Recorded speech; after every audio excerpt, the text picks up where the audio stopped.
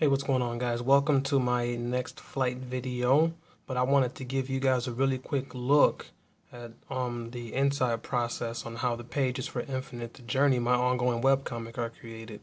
They start out with Sebastian as the pencilist, and he does the pages in his way, which is traditional, a pencil and paper. He creates them like that. So that's the one panel with Zathor addressing the High Council in chapter 6. And then this is the second page showing how one of the council members reacts to Zathor's response. Not really happy about that. And then the page in full is here.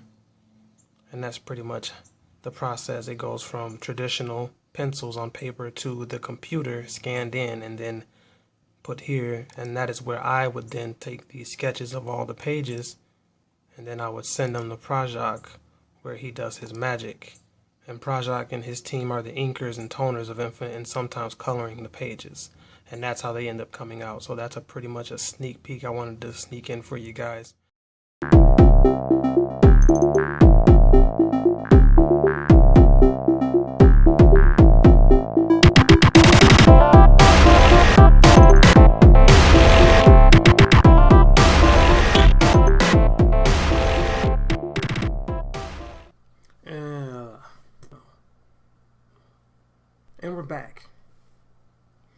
And we're back. Thanks for coming out to another flight video. I greatly appreciate it. It's always good to see another person come out and check out the fourth flight, the fly with yours truly, one hero, creatively foolish. We're here. Let's go. Yeah, today it's kind of a random topic day. I've got two in mind I want to talk about, I want to cover, and then I'll let that be that. So the first would be that recently I've been talking about breaking creative limits. My biggest creative limit was my ability to write a novel without relying on comic book art to accompany it. I didn't believe I could do it. I didn't think I could do it. I didn't foresee myself having the capability of doing so. But then I had a dream this past week that kind of set things in motion.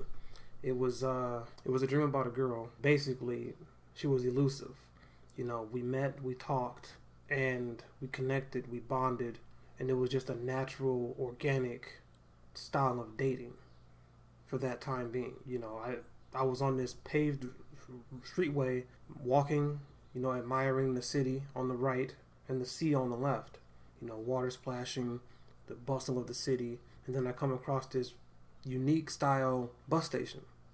This bus station it's got green metallic structure with gray imbued in it.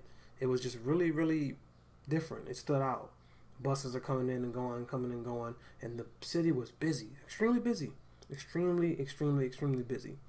And people were everywhere. I don't know if it was a concert. I don't know if it was a festival. I don't know if it was school letting out.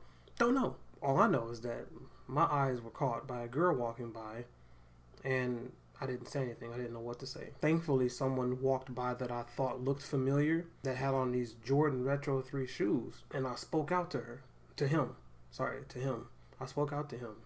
Said, "Hey, nice shoes, sir. Where'd you get those?" He was like, "From the store up the street." And hell yeah, they are. And I'm like, yeah, this guy gets it. And then everybody kind of laughed in the vicinity from that statement and that interaction with me and him. But that also caught her attention. I took it upon myself to finally say, this is the time you say something. Say something. And out of all the things I could say, hey.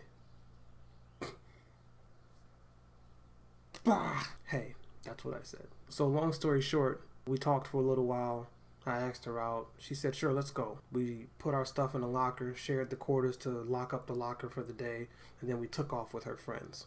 We're walking, and then the next scene, per se, you know, writer, the next scene, we were on this street, this big historic street that had historic houses and stuff, and he had these big, tall, beautiful trees, big leaves, like these big, timeless, ageless trees.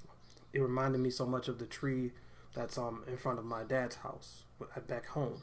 We're walking, and then there's like snow caped everywhere on everything. Not really like a heavy snow, but like a light snow. And I'm like, man, that's crazy. That's cool. So we're walking along, and all of a sudden, everybody just burst out and running. And I'm like, and then next thing I know, we're racing. And they're like, last one there's a rotten egg. I don't know when the last time I've experienced something like that. So we're all just taking off, and she's laughing and pulling my arm, and I'm running and, nudging her, and we're just racing. I'm like, where are we racing to? To my place. So just follow us. And I'm like, well, that's not really fair to have to try to race somewhere I don't know. She's like, don't worry. We're gonna get first place. So then we take a shortcut down a side street, and then there's this hill, and then she grabs my hands and puts them on her hips, and I'm pushing her up the hill so we don't both slip on the snow. Like, I'm pushing, she's pulling, I'm pushing, she's pulling, and we get up there, start some more, and the next thing you know, we're like within the home stretch of the house. We're thinking we got first place, no problem. We're just gunning for it. Out of nowhere, our friends cut around the corner and take first place right to the house. So we got second place, they got first. Next scene, we're up in the attic of our home. Gold, pine, oak, paneling everywhere, white trim, white bay windows, the sun's beaming in, shining down on everything. Nice, real cool, quiet atmosphere.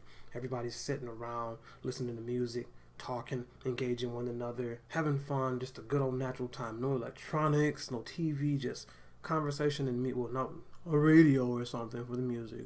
But it was just like cool, vibed out, nothing wrong. And this whole time I'm sitting there and we're talking, we started talking about Marvel stuff because she mentioned Captain America was coming up. And I'm like, go on, she sounds pretty awesome. She knows about comic books. So then she's like, oh my God, I hope you're not upset that I'm going to be going to see Civil War. And I'm like, no, I got plans with my friends too. And thanks for the consideration. She's like, okay, good, because then me and you can go afterwards. Together? To go after? Sign me up. So then, laying on her lap, we're talking, and I'm thinking to myself, now, I never asked her name. I never got her name. So I go to ask for her name. She was looking down at me when I opened my eyes and looked up at her, and she's like smiling. And I'm like, you never asked my name and I never asked yours. And then I just kind of like locked eyes with her, and just looking into her golden eyes, it was just like, I wasn't mesmerized, but I'm just waiting for an answer. So then she flicks her hair back, smiles, and as she gets ready to say her name to me, this elusive dream girl, I wake up. My eyes open, and she was not there. I'm okay. So, yeah, the way that it happened in such a great detail pushed me to want to write it down, to not forget it. But when I wrote it down, I began using so much detail that in reality, I was writing down a short story of my dream. And that was the proof in the pudding that I could break my own creative limit. And I broke it with the dream. I was already challenged by a friend of mine to write a 2-page short story, and that dream just boosted my ability, the confidence in my ability to do so, to show that I can do it. As long as I, take the time and I do it, and my whys line up and all of that stuff, yeah, sure. But just to be able to say I finished something like that was awesome. So yeah, I broke my creative limit as far as that. That was my biggest hurdle. So now I can actually do more creativity with writing instead of having to wait for stuff for comic books. I have 2 things in production for comic books, but I'll have a lot of other stories I want to tell. So maybe this will break the mold in me being able to tell stories effectively and efficiently, and use art every now and then to complement them, but let the stories strengthen themselves off of the words and the message and the theme.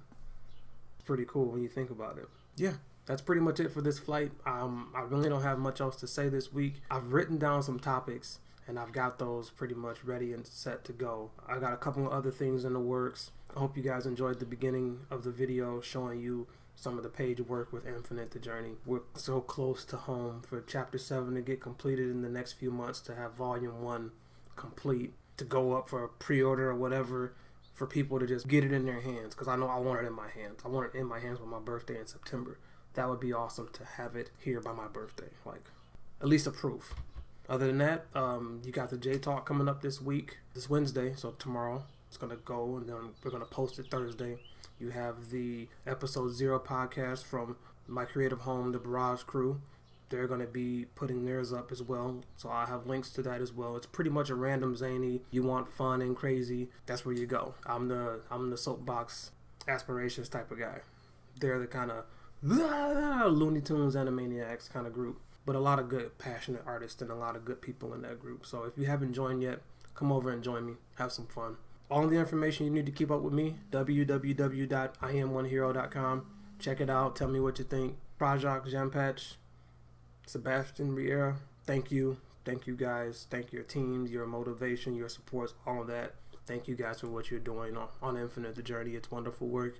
Shout out to marvelmania.deviantart.com, aka Luis Figuiredo. He's helping me with my new story. He's been working really hard on that. Thank you. I appreciate it. And thank you guys again for coming out for another week of the Creatively Foolish Flight 4. Guess I'm going to call this The Dream of a Dreamer. That works. I couldn't think of a title till now, so that works for me. Until next time, remember, greatness lives within, because creatively I look to inspire the world through my eyes and become a pillar of light for all dreamers.